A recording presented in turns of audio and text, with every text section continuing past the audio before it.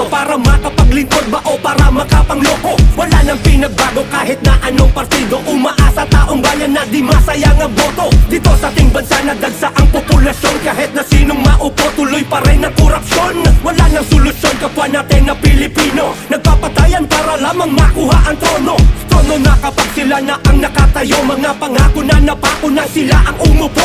Ano ba ibig sabihin ng salitang demokrasya? Hustisya ay para lamang sa mga mapipera. Maraming kababayan mga naapektuhan. Panay taas mga bilihin, sino may kagagawan? Silang nakaupo na di marunong tumupad. Magaling lang sa salita, puro naman mga huwad.